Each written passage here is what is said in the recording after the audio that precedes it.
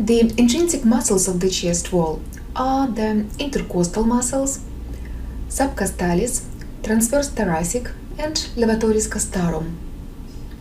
The intercostal muscles occupy each of the 11 intercostal spaces and are named external, internal, and innermost according to their relations to the surface. The fibers of the external intercostal muscles are directed down and medially, the same direction as your fingers take when you put your hands into the pockets. The contraction of the external intercostal muscles lifts the ribs and rib cage and expands the anteroposterior dimensions of the rib cage. The internal and innermost intercostal muscles are directed upward and medially. The internal intercostals put down on the rib cage and push air out of the lungs in forced respiration by reducing the anteroposterior diameter of the rib cage. The subcostalis can be found on the lower posterior part of the thoracic wall. The fibers they bridge over the 2-3 adjacent ribs.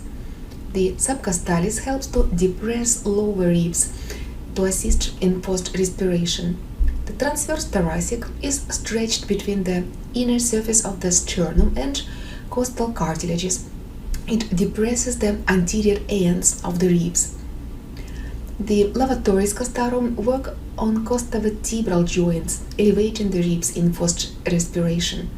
These are stretched between the transverse processes of the thoracic vertebra and the costal angles.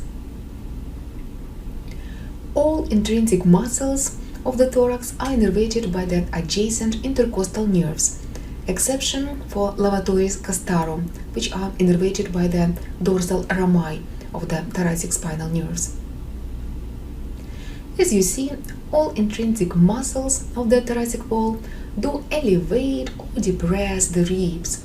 The external intercostal and levatoris castarum elevate the ribs and increase the volume of the thorax, while the internal intercostal, transverse thoracic, and subcostalis work together to depress the ribs and decrease the volume of the thorax. Those are active in the forced breathing, not in the quiet, regular breathing, but in the forced one, which occurs when we need more air than usual. For example, while exercising or singing or speaking, or in the case of pathology such as asthma, when all accessory muscles of expiration work together to expel the air from the lungs. The scalene muscles and pecs help to change the thoracic dimensions in asthmatic breathing, so they are considered accessory muscles of respiration. The intercostal space is a split we have between the internal and innermost intercostal muscles, and it is bounded by adjacent margins of ribs above and below. The intercostal artery, vein, and nerve are running through these spaces in very close proximity to the lower border of the rib above, in the costal groove we have discussed. The intercostal nerve is the lowest in the groove and is followed by the artery and vein. And here is the thing: if we want to anesthetize the intercostal nerve as a nerve block, for example, we are inserting the needle as close to the lower edge of the rib above as possible to reach the nerve. But if we want to perforate the thoracic wall in order to insert a drainage tube, and then we will try to stay as far away from the lower border of the rib above as possible, and we will insert the needle above the upper border of the rib below. Looking at this image, you may ask me about the collateral vessels running in the lower part of the space, the collateral artery and collateral vein. These vessels are tiny and we do not worry about them so much. So, what are all these vessels and where they originate? Let's look at them in more details. The anterior part of the thoracic wall is nourished by the branches of the internal thoracic artery. This artery branches off from the subclavian artery and runs along the lateral margins of the sternum, giving off anterior intercostal arteries to the upper 6 intercostal spaces. At the level of the 6th thoracic space, the internal thoracic artery divides into musculophrenic and superior epigastric terminal branches. So the anterior intercostal arteries to all intercostal spaces below this level branch off from the musculophrenic artery.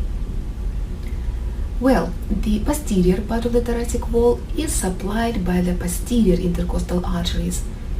All except the first and second posterior intercostal arteries are the direct branches of the descending thoracic aorta, while the upper 2 arteries are the branches of the supreme thoracic artery, a branch of the costocervical trunk, that is a branch of the subclavian artery.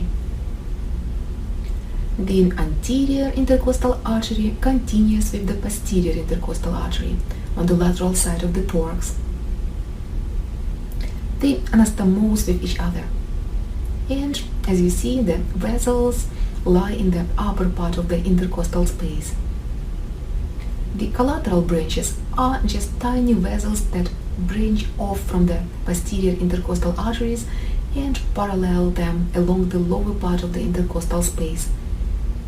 But the diameter of the collateral intercostal vessels is significantly smaller. So this is just an accessory vessel here. And what about the venous drainage? The posterior intercostal veins drain into the azygous and hemiazygous veins. Anterior veins drain into the internal thoracic or musculophrenic veins. They all eventually reach the superior vena cava. So that's simple.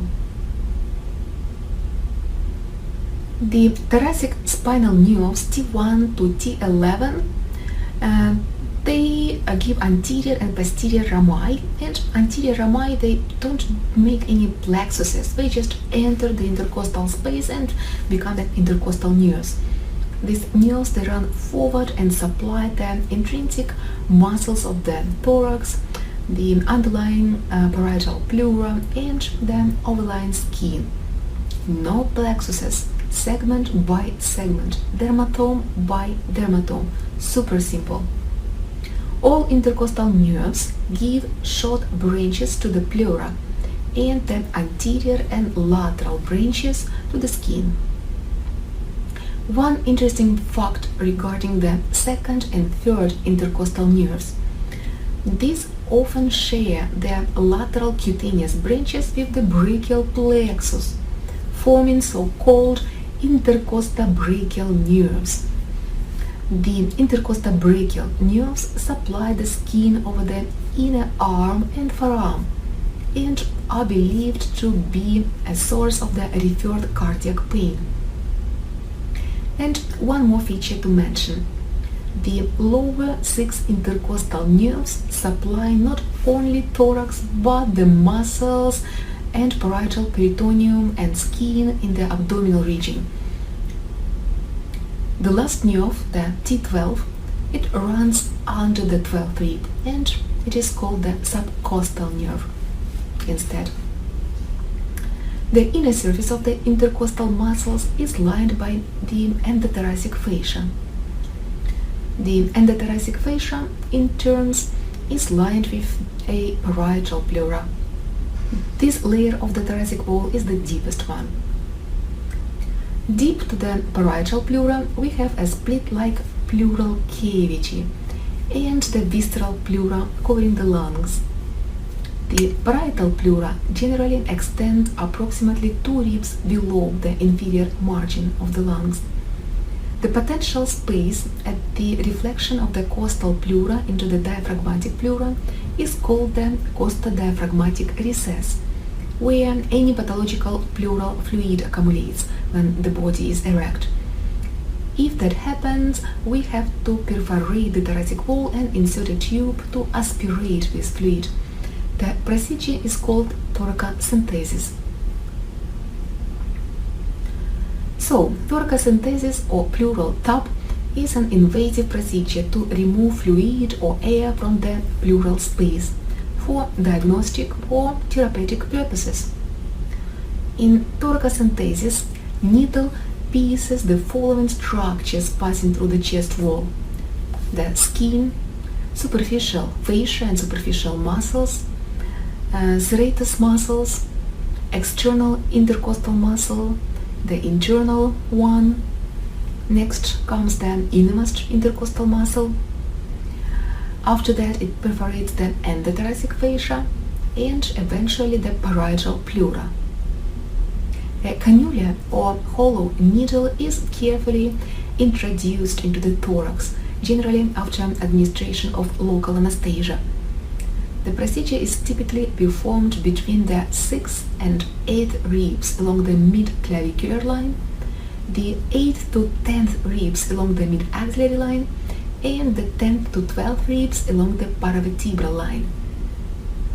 This allows pleural fluid to be drained without risking lung injury, which can occur at higher insertion sites. However, insertion of a needle below 9th rib is still risk penetrating abdominal structures, so it is not advised to go below the 9th rib. The optimal level is between the 7th and 9th rib. And don't forget, the needle should be advanced over the superior aspect of the 9th or 8th rib. The neurovascular bundle is located at the inferior border of the rib and should be avoided. And it is generally preferred to do it on the posterior thoracic wall because the intercostal spaces are wider posteriorly rather than anteriorly. Entering the pleural space, the cannula or needle must be kept closed to prevent air sucking into it. Otherwise, a iatrogenic pneumothorax may develop. Looking a bit ahead, the pressure within the pleural cavity is always negative. This is the necessary condition for the lungs to follow the diaphragm and expand. If air enters the pleural cavity and pressure equalizes, the lungs will collapse. The structure of the pleura and pleural cavity will be discussed in our next module.